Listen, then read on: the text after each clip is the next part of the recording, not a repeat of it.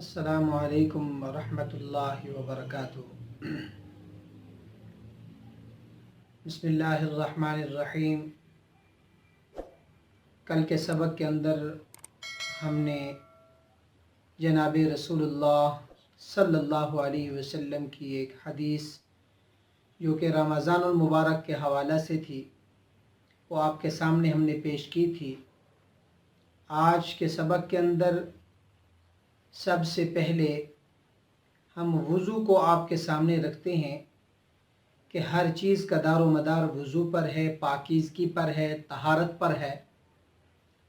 انسان کے اندر طہارت ہوتی ہے تو پھر وہ قرآن کریم کو بھی اٹھا سکتا ہے، طہارت ہوتی ہے تو وہ نماز بھی ادا کر سکتا ہے۔ طہارت کو بہت زیادہ اسلام کے اندر اہمیت دی گئی ہے۔ فرمایا لا یمسہ الا المطہرون، یہ قرآن کریم کے متعلق ہے کہ پاک صاف ہو کر یعنی قرآن کریم کو اٹھایا جائے بغیر وضو کے، یعنی جو آدمی بغیر وضو کے ہو وہ قرآن کریم کو نہیں اٹھا سکتا، یہ منع کیا گیا ہے۔ اس کو وہی ہاتھ لگاتے ہیں جو وضو کے ساتھ ہوتے ہیں۔ تو وضو کو بہت زیادہ اہمیت ہے، بغیر وضو کے نماز ہی نہیں ہوتی۔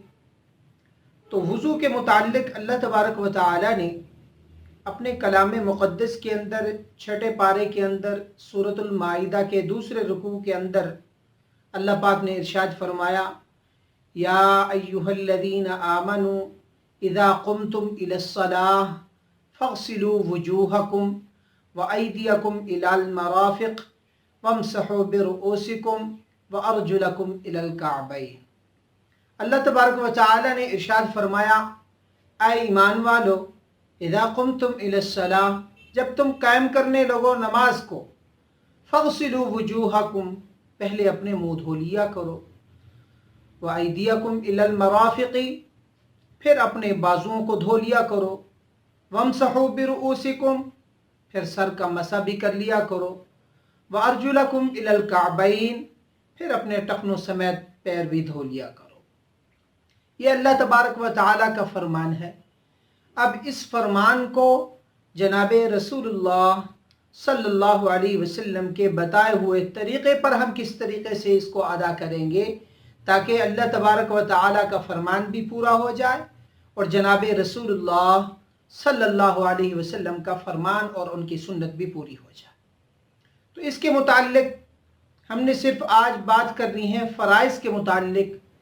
فرائض کے اندر سنتیں بھی ضروری ہوتی ہیں، فرائض بھی پورے ہوتے ہیں۔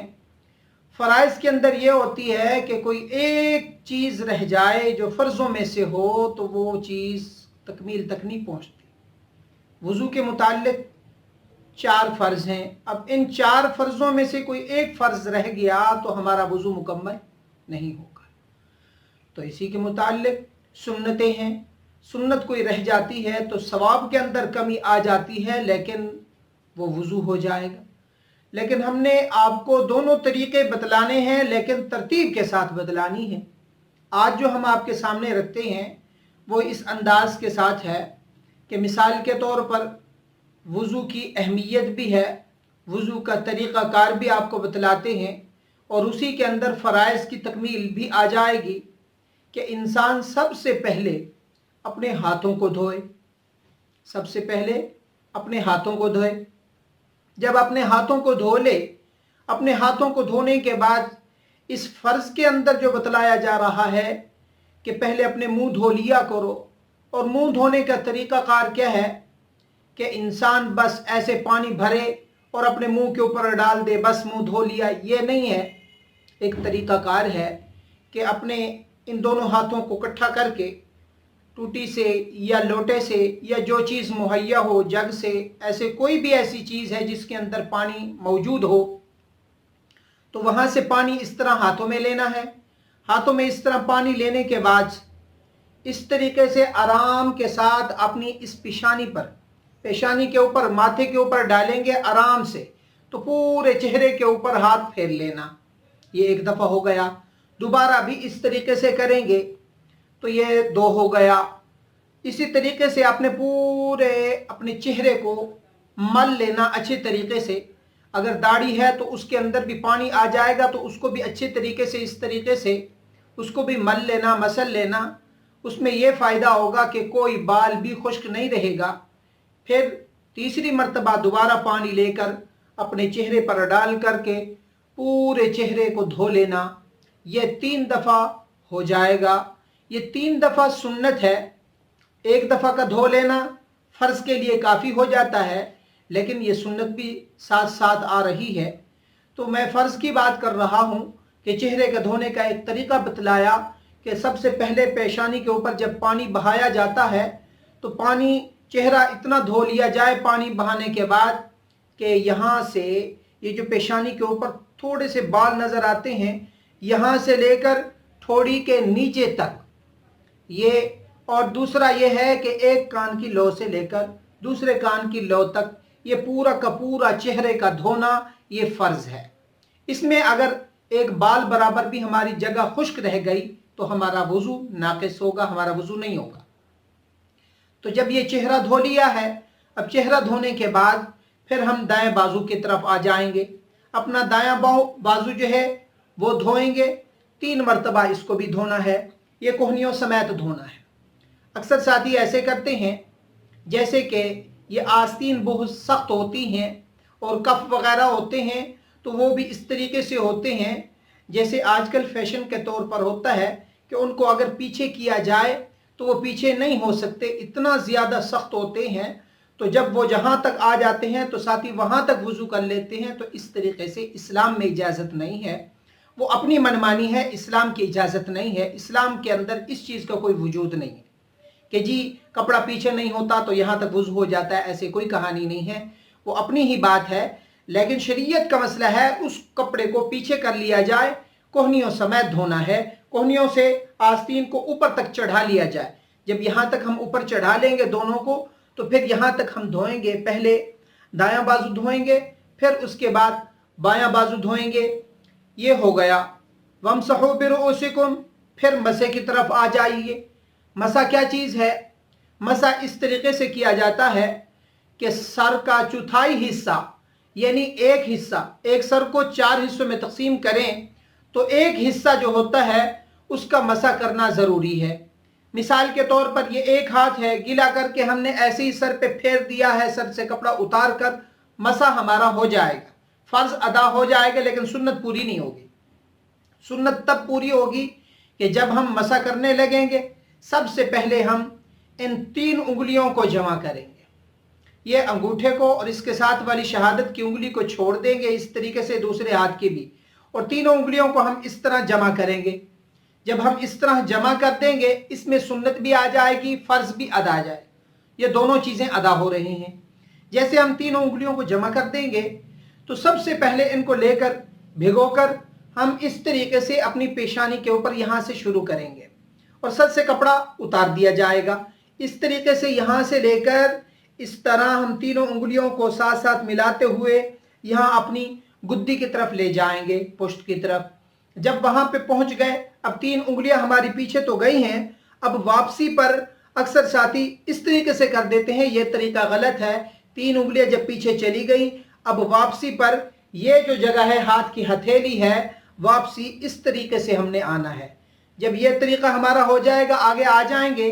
अब इस्तेमाल शुदा जो है वो क्या चीज़ हो गई हमारी, ये 3 उंगलियां भी हो गई हैं, ये तीनों उंगलियां, इस हाथ में 3 उंगलियां हो गई हैं। फिर ये हथेली है, ये वापसी पर यहाँ इस्तेमाल हो गई है। अब हमारे पास क्या बचा है? एक ये शहादत की उंगली बच गई, एक ये अंगूठा बच गया है, हमने इसको भी इस्तेमाल में लाना है। इसके इस्तेमाल का तरीका ये है कि सबसे पहले ये जो उंगली है, इस उंगली को अपनी कान की यहाँ से लो से लेके रखेंगे, यहाँ से इस अंदाज में जैसे कि ये तरीका और ये चीज़, ये गुलाई अल्लाह ने बनाई है, इसी तरीके से हम इसको इस तरीके से करेंगे। इस तरह करने के बाद बिल्कुल इसको बीच में आकर छोड़ देंगे। ये उंगली हमारी यहाँ रहेगी और हमारा ये अंगूठा जो है ये ऊपर कान के पीछे की साइड से ऐसे ऊपर की तरफ आगे की तरफ आएगा, ना के पीछे की तरफ। साथ ही अक्सर ऐसे करके और यूं घुमा देते हैं पीछे की तरफ, तो ये पीछे की तरफ नहीं जाएगा, बल्कि इस तरह उंगलियां डालकर ये अंगूठा आगे की तरफ आए। जब आगे आएगा तो ये हमारा मसा सर का भी हो जाएगा, कानों का मसा भी हो जाएगा। इसके बाद फिर हमारे हाथों की जो पुश्त है, उल्टी साइड है, ये रह जाएगी। ये हमारे उल्टी साइड जो है ये कहाँ काम आएगी, ये भी मसे के अंदर इसको इस्तेमाल करना है। ये सीधा हाथ जो होता है हमारा, सबसे पहले हम इसकी पुश्त साइड, उल्टी साइड को अपनी गुद्दी पे इस तरह मारेंगे, गीले हाथ को। फिर हमने दूसरा हाथ मारना है। अक्सर साथी यूं घुमा देते हैं इस तरह गर्दन के ऊपर, यहाँ पर, तो यहाँ पर मसा नहीं होता, मसा है असल गर्दन के पीछे वाली हिस्सा जो ये गुद्दी कहलाता है, यहाँ हमने मसा करना है। इस तरह एक दफ़ा सीधा हाथ, दूसरी तरफ हमने दूसरा हाथ फेर देना है, हमारा मसा मुकम्मल हो गया। फिर हम कहते हैं व अर्जुलकुम इलल काबैन, फिर हम चल पड़ते हैं टखनों की तरफ, पाँव की तरफ, कि अपने पाँव को भी जो है टखनों समेत धोना है। पैरों को किस तरह धोना है, सबसे पहले हमने सीधे पैर को धोना है, सीधे पाँव को। जब हमने उसको धोना है तो अक्सर साथी सीधे हाथ का इस्तेमाल करते हैं, तो सीधे हाथ का इस्तेमाल नहीं करना चाहिए, बल्कि यहाँ पर उल्टे हाथ का इस्तेमाल किया जाता है कि पाँव को जब धोया जाएगा तो उल्टे हाथ के साथ पाँव धोया जाएगा। पहले सीधा पाँव धोएंगे, वो भी टखनों से थोड़ा सा ऊपर करके, ताकि हमारे टखनों समेत पैर धुल जाएं। इस तरीके से जब हम इसको 3 मरतबा धो लेंगे, फिर उसके बाद हमने दोबारा दूसरा पाँव इस्तेमाल करना है, उसको धोना है। जब हम अपना दूसरा पाँव धोएंगे, वो भी 3 मरतबा इस तरीके से हम अदा करेंगे। यही तरीका होगा हमारा। जब हम उसको भी धो लेंगे, ये हमारा वुज़ू मुकम्मल हो गया। जब हमारा वुज़ू मुकम्मल हो गया है तो फिर उसके बाद फिर हम एक शहादत का जुमला है जो जनाब रसूलुल्लाह सल्लल्लाहु अलैहि वसल्लम ने बतलाई हुई एक दुआ है, वो पढ़ेंगे। वो कौन सी दुआ है? वो दुआ है कि वुज़ू करने के बाद अक्सर साथी आसमान की तरफ उंगली का इशारा करते हैं, आसमान की तरफ यूं नज़र उठा करके देखते हैं। इसका तो कोई सबूत नहीं है, लेकिन ये कलमे का पढ़ना ये सबूत मिलता है। ये हदीस के अंदर अल्फाज आते हैं कि अशहदु अल्ला इलाहा इल्लल्लाह व अशहदु अन्ना मुहम्मदन अब्दुहु व रसूलु। अगर हम ये पढ़ लेंगे तो इसका फ़ायदा ज़्यादा है। क्या फ़ायदा है? जनाब रसूलुल्लाह सल्लल्लाहु अलैहि वसल्लम ने इरशाद फरमाया, जब कोई बंदा वुज़ू करता है, वुज़ू करने के बाद फिर वो ये कलिमात पढ़ता है, अशहदु अल्ला इलाहा इल्लल्लाह व अशहदु अन्ना मुहम्मदन अब्दुहु व रसूलु, तो जन्नत के 8 दरवाजे उस इंसान के लिए खुल जाते हैं। जिस दरवाजे से उसका दिल चाहे वहाँ से दाखिल हो जाए। यह है वुज़ू का तरीक़ा। अल्लाह तबारक व तआला हम सब को इस तरीके के ऊपर हम सबको अमल की तौफीक भी दे, और यही तरीक़ा है, सही तरीक़ा है। अल्लाह पाक जब हम सबको अमल की तौफीक देगा, फिर हम वुज़ू करने के बाद खुद महसूस करेंगे कि हम आमाल के अंदर कैसी लज्जत महसूस कर रहे होंगे कि वुज़ू हमारा पूरा होगा तो बाकी आमाल के अंदर भी हमें लज्जत महसूस होगी, चाशनी आएगी। तो इस तरीके से अल्लाह तबारक व तआला हम सबको इन बातों पे अमल की भी तौफीक नसीब फरमाए। और इंशाअल्लाहुल अज़ीज़ अगली वीडियोस के अंदर हम आपको इंशाअल्लाहुल अज़ीज़ वुज़ू की मुकम्मल तौर पर सुन्नतें भी, फ़राइज़ भी, इसकी पूरी तफसील के साथ कैसे वुज़ू किया जाता है, ये तरीक़ाकार तो कुछ मैंने आपके सामने रखा है फ़राइज़ की रोशनी में। तो कल इंशाअल्लाहुल अज़ीज़ ये बताया जाएगा टोटल सुन्नतें कितनी हैं, फ़राइज़ कितने हैं।